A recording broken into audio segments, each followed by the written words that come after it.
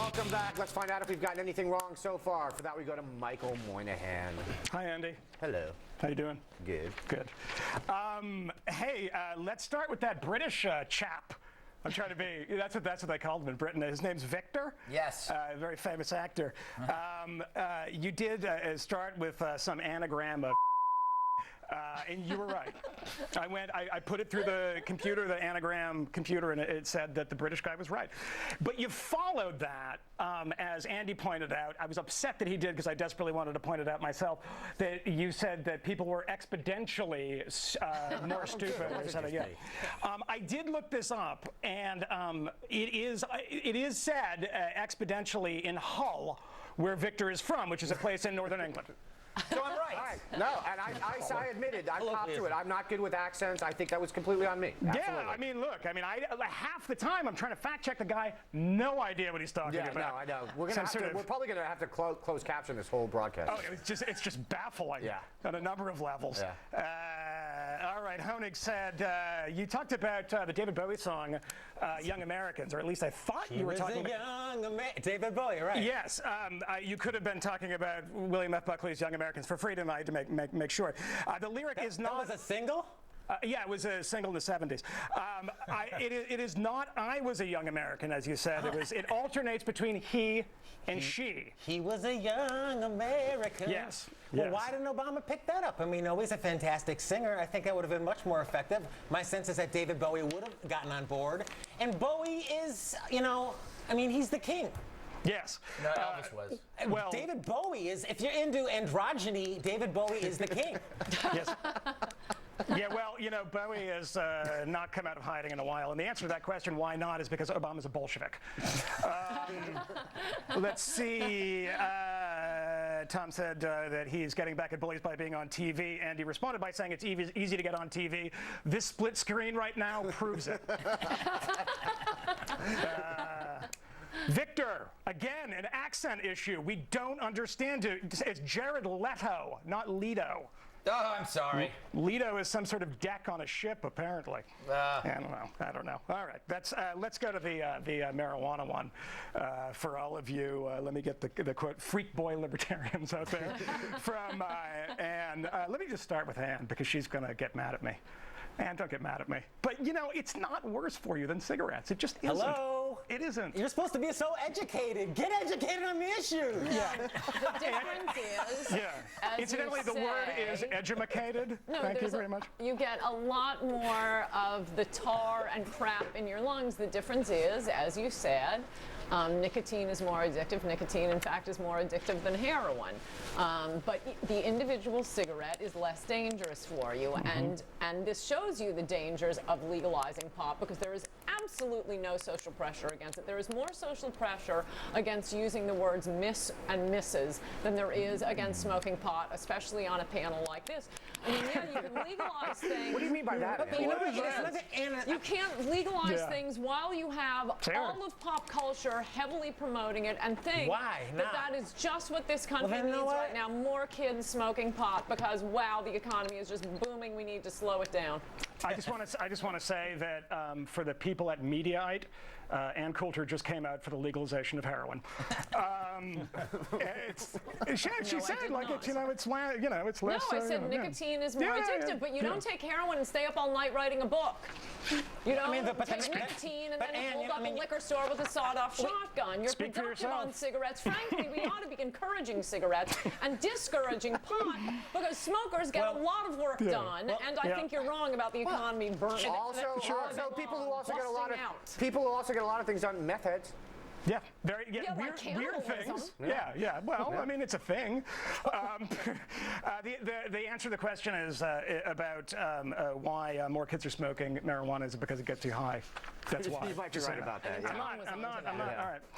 Let's move on to McCullough. The guy who is the son of a Pulitzer Prize winner and is telling kids to stop being so pampered.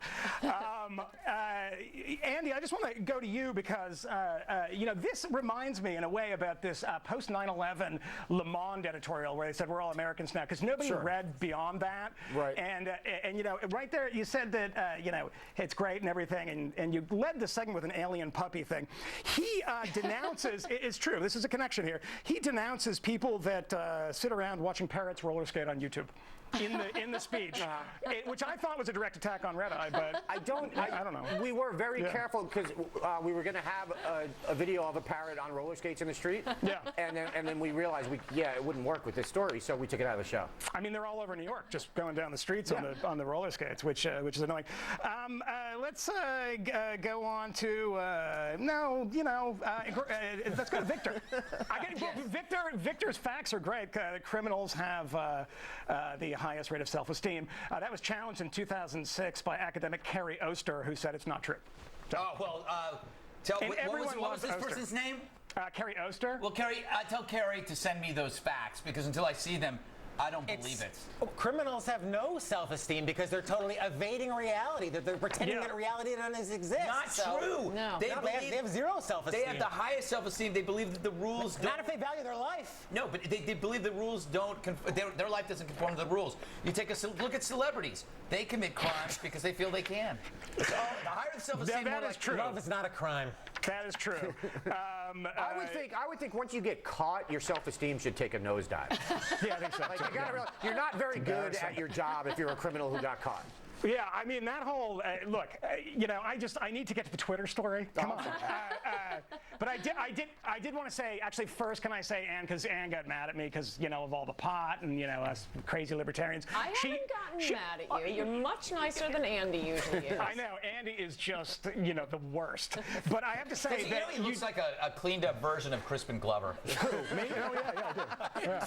That is actually true. I've been told that in the past. Victor, I was trying to say something nice about Ann. She said in that segment there, she said don't vote, and she's absolutely right. Do not vote. You don't have to vote. It's not required of you. Right. I'll give you an example. I used to live in D.C., and the election returns in D.C., as most of you clever people well know, mirror that of a Syrian election. 99% for Barack Obama, who I believe is our president now. They were being voted. They weren't voting. Yeah, well, that's true. St. Louis actually has a voter turnout of 97%. Yeah, well, that's 107%, I think. that. Yeah. Twitter, Tom, you said that serial killers or weirdo killers don't have Twitter accounts. The Canadian gay porn star Cannibal has a Twitter account. I'm talking about the classics. The classics. Jack the Ripper, Ed Gein. Come on. Yeah, Gein, Cunanan. He probably had one, like an early, like whatever the Friendster But was. if they had Twitter back then, there would be an at JT Ripper would have been tweeting about the Jews. Yeah. Oh yeah.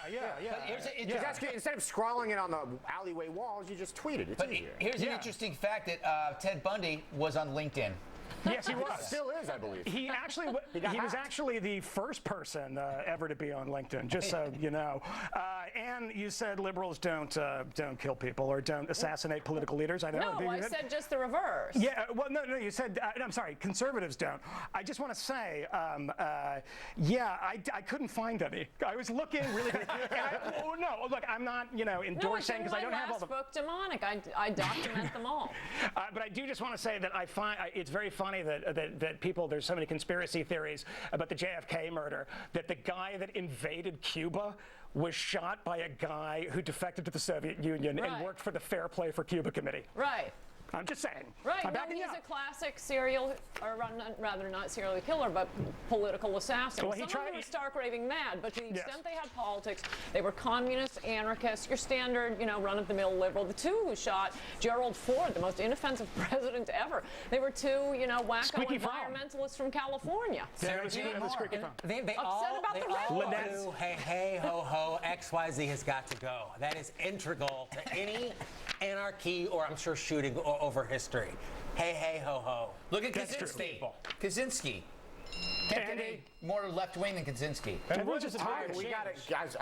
You gotta go. Yeah, that's We what I gotta keep go. hearing. I see know. you. All right, we're gonna Come on. go. Thanks, Mike. Liberals killing people. Coming up, should murder be legal if you confess to it beforehand? Tom Shalhoub on his new book. Absolutely.